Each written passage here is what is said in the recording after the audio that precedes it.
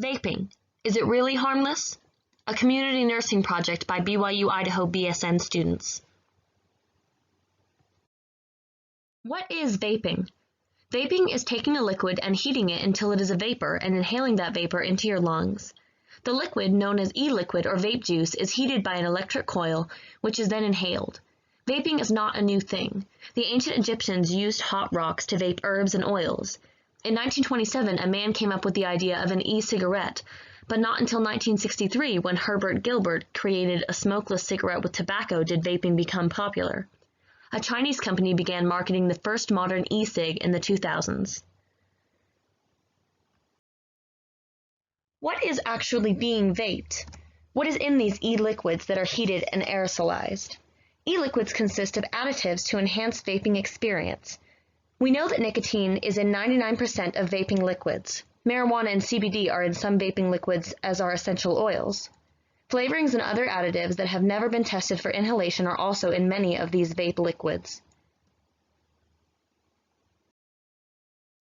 E-cigarettes or vaping devices come in many shapes and forms and are fashioned to look like many common products, such as traditional smokes like pipes and cigars, office supplies like ballpoint pens, highlighters, whiteout tape dispensers, smartwatches, or even the drawstrings on a hoodie. There are also commercial items that can be purchased to hide or disguise a vaping device. One such product that seems quite ironic is a vape device that looks just like an inhaler used to treat asthma. Now let's explore some of the myths and facts about vaping. Myth or fact? Teens who use vaping products are less likely to smoke cigarettes. This is a myth. If you vape, you're more likely to start smoking cigarettes.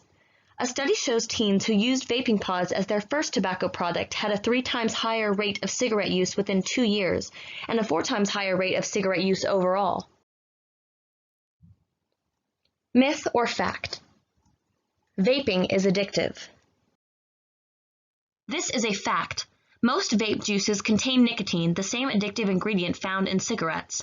The formula of Juul's nicotine aerosol was designed to make it far easier for users to inhale larger quantities of nicotine without gagging, gasping, or coughing. Vaping cartridges, such as Juul pods, can have the same amount of nicotine as 20 cigarettes, and increasing the frequency and duration of each puff increases the nicotine dose. Myth or fact? Vape clouds are just harmless water vapor. This is a myth. Vape clouds are actually a mix of toxins and dangerous chemicals, such as vitamin E acetate, diacetyl, the cause of popcorn lung, formaldehyde, and heavy metals. These varying amounts of nicotine, ultrafine particles, heavy metals, and flavorings are known to cause respiratory disease. These levels of toxins vary greatly because at this time there are no standard regulations or quality control for vaping products. This means that exact ingredients and amounts are not known and that the long-term effects vary.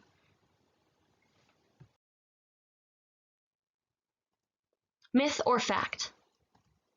Vaping will help you quit smoking. This is a myth.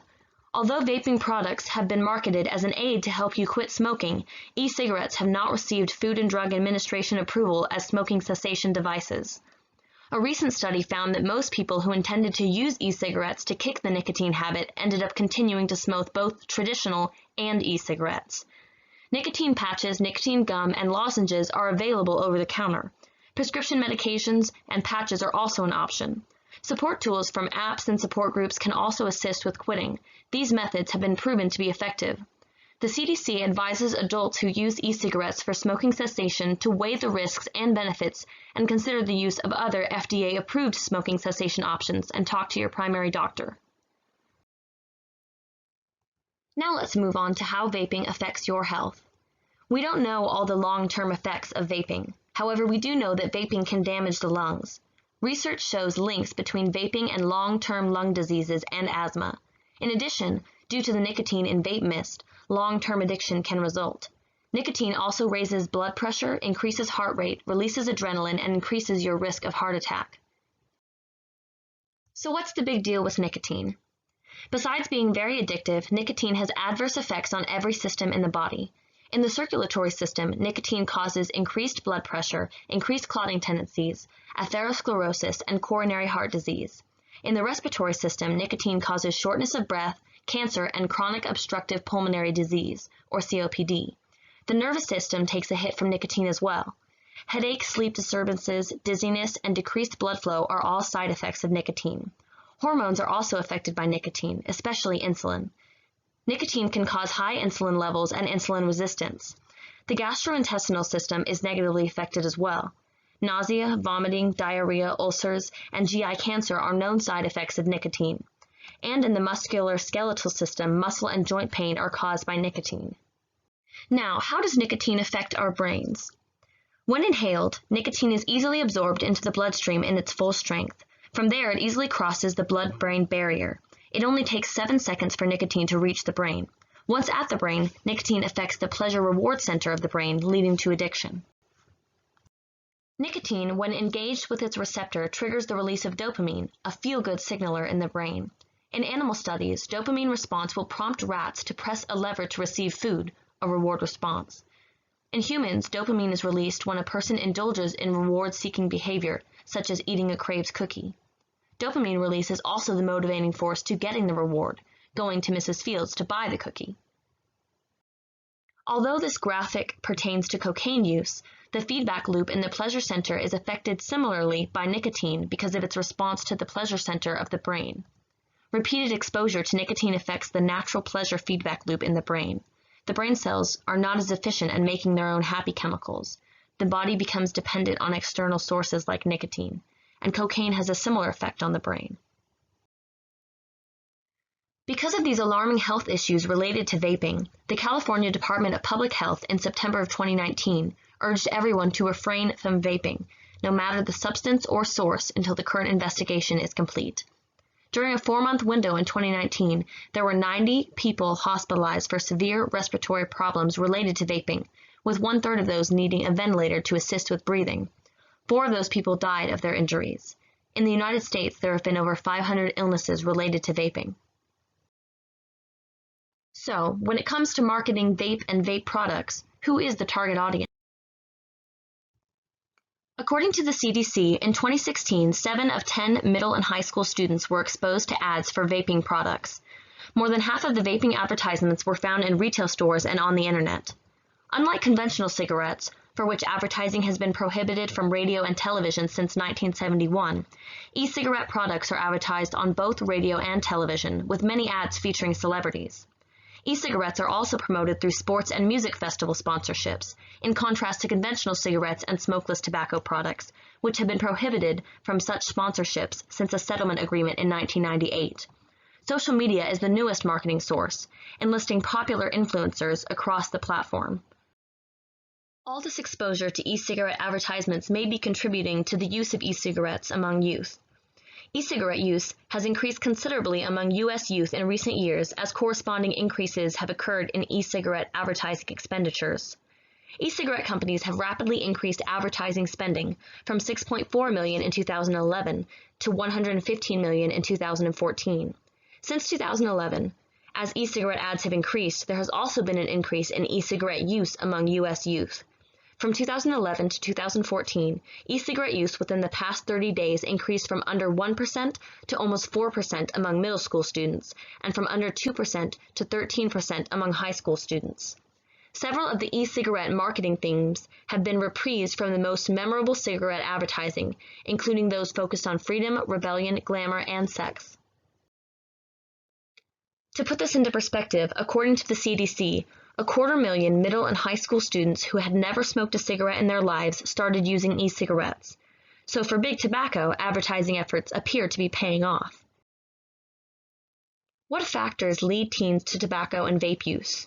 According to the CDC, some of these factors may include lower socioeconomic status, including lower income and less education, not knowing how to say no to tobacco and vaping, lack of support or involvement from parents, poor school performance, or low self-image and self-esteem.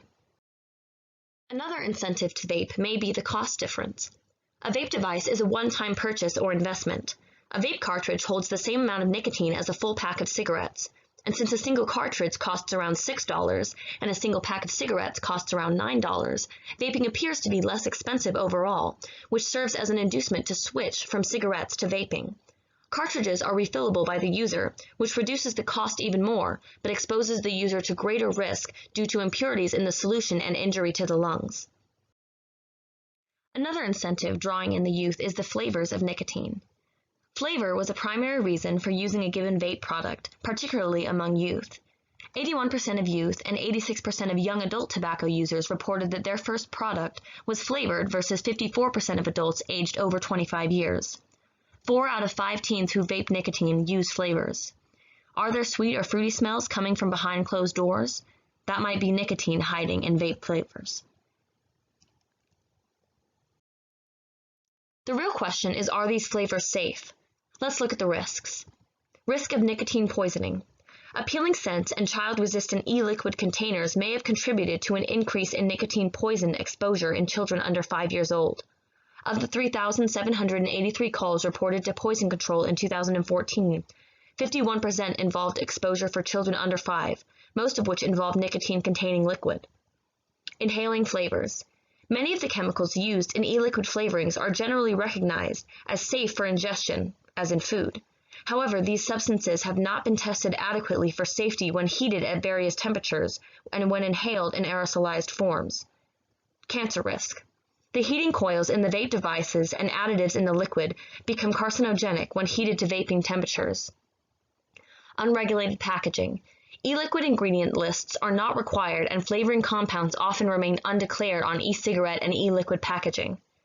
These risks become even more prevalent when you consider that there are more than 7,000 flavors on the market.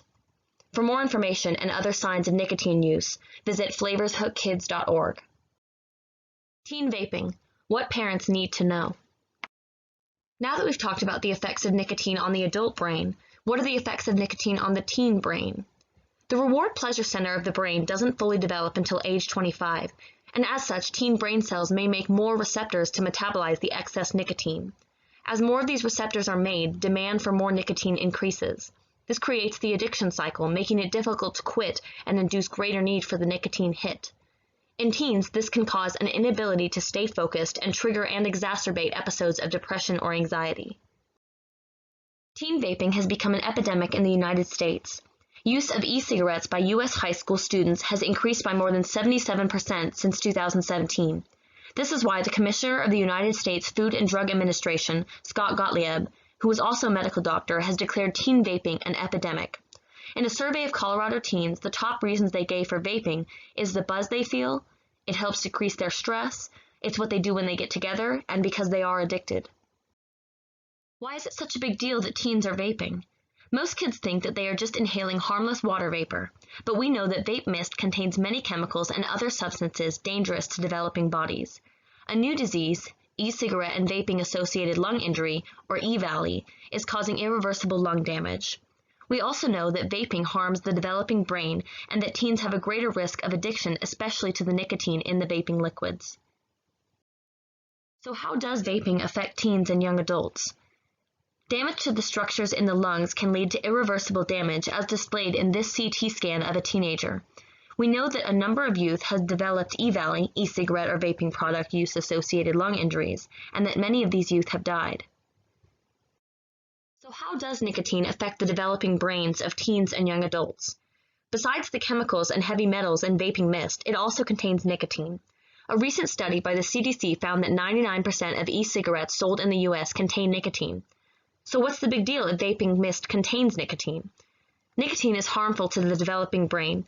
It can harm parts of the brain controlling attention, mood, impulse control, and learning. Nicotine can also interfere with learning and memories. When we learn or make a new memory, our brains make stronger synapses, which are the connections between brain cells. In teen and young adult brains, these synapses are built faster than in adult brains.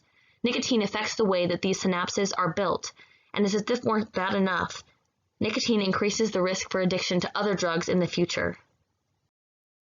So what does nicotine have in common with other drugs like heroin? Nicotine has been reported to be as addictive as heroin or cocaine. Dr. Neil Benowitz, a researcher at the University of California at San Francisco, says that from a scientific standpoint, nicotine is just as hard or harder to quit than heroin, but people don't recognize that. Yet 99% of e-cigarettes sold in the United States contain nicotine, and it's not uncommon, especially with the popular Juul e-cigarettes, to absorb more nicotine during vaping than during smoking.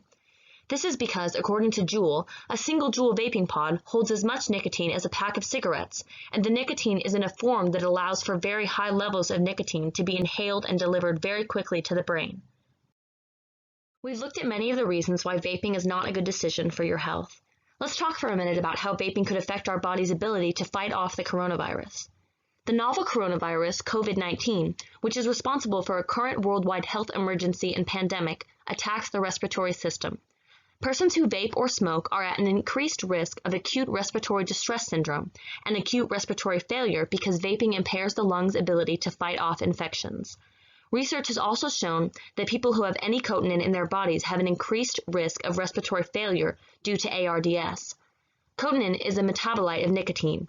Among recent Chinese COVID-19 patients, serious respiratory disease and death were 14 times higher among smokers. Vaping is anything but harmless. It can cause long-term and irreversible damage to the lungs. It can cause harm and long-term effects on the brains of those younger than 25. Because almost all e-cigarettes contain nicotine, vaping causes negative effects on every system in the body and can lead to long-term nicotine addiction. Vaping also increases the risk of complications and negative outcomes related to COVID-19. Vaping should be avoided at all costs, so stop today.